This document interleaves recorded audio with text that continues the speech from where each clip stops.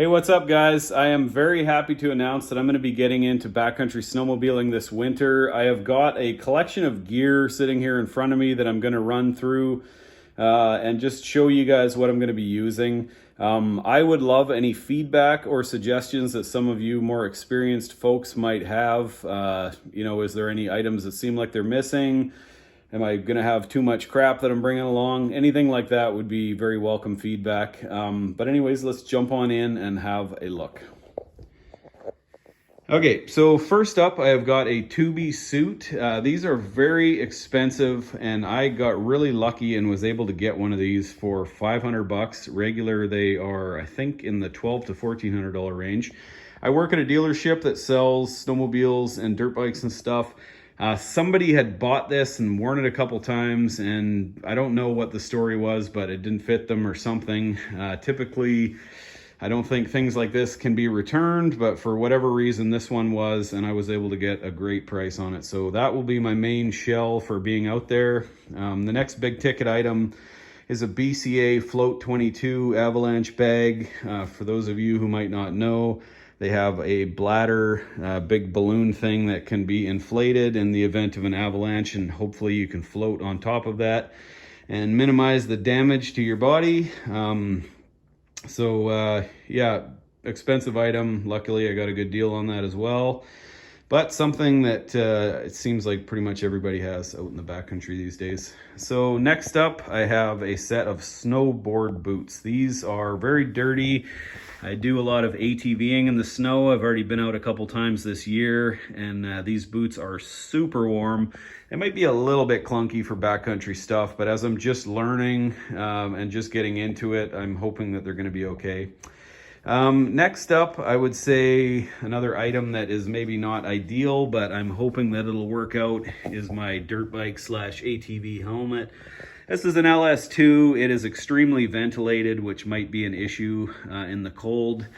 I actually like a really tight fitting helmet too, so unfortunately there's not a lot of room to have something under it, but I have these three options here. On the right, this is a really thick woolly balaclava that I have tried to wear it in that helmet and it just didn't work, but in an emergency or whatever, I'm going to bring this anyways. Next up, I've got what I usually wear when I'm skiing, and I call it a Bula, which I think is just the brand that makes it. I don't know what it's actually called, but it's a lot thinner and should be fine inside this helmet. Next up, another option is just sort of a neck scarf thing that I could pull up over my neck and nose and stuff to try and keep all the wind out of the front of that helmet. Hopefully one of these options will work, or at least get me going until I can get a proper sled helmet. Next up, I actually tried to be sort of cautious and get ready for this year's season, and I went and did my ham radio course earlier this year. It was a 13-week course, like 1 hour a week for 13 weeks, and I got through that. So I am a registered ham radio operator, and I've got a couple of these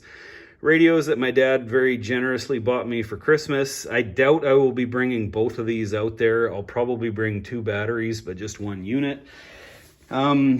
Speaking of communications, I've also got a GPS locator beacon. This is actually about 13 years old though, and I've never really sent it back to get the battery changed. So I'm going to do a test on that just to see if the batteries are still good. And possibly I should get that sent out. It would definitely be a useful tool if you got lost. I've also got a flare gun and some flares, although these are also pretty old too. So I think I'm going to replace the flares this year. Next up, let's jump into some of this stuff here. I've got 3 pairs of gloves.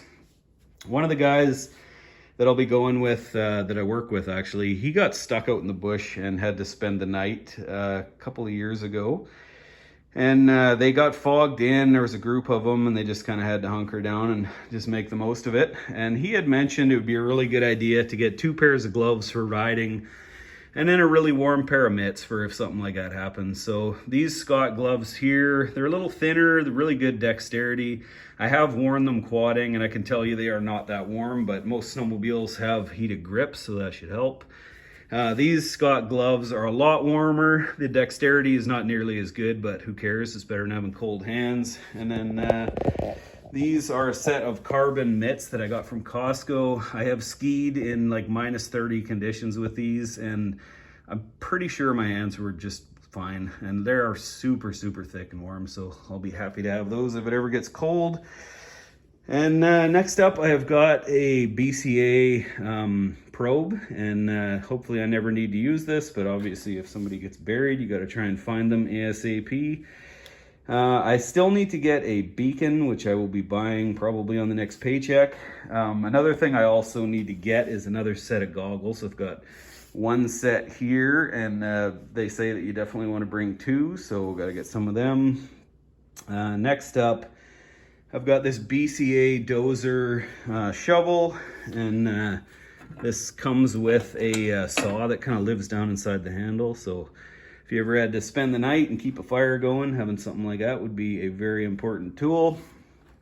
Next up, I've got just some random survival junk that I bring quadding. This is... I'll probably strip that first aid kit down, maybe just grab a couple things out of it. It's pretty bulky, and I imagine I probably wouldn't be needing everything in there.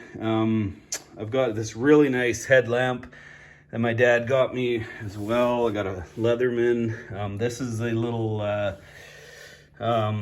it's like a floating magnetic compass that you would just sort of put on water, and it'll spin and show you north. I think that was actually from my dad too. And then I've got a pretty good assortment of stuff for getting a fire going. This is like a big thing of fire starters. I've got a couple tea lights that you could just have a candle burning, provided the wind isn't too crazy, and at least get some wood dried out. I've got a couple of flints, which, oh, actually that thing fell out of there. This is bouncing around the quad for so long.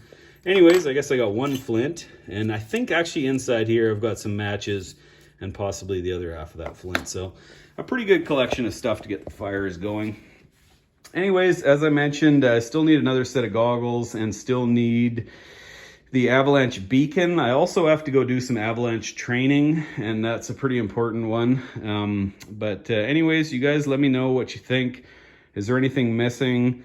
Is this going to be too bulky? What would you guys recommend? Obviously, I've got a pretty good assortment of long johns and underlayers and stuff for being underneath that. And yeah, anyways, would love to hear what you guys think. All right. Thank you so much for coming along.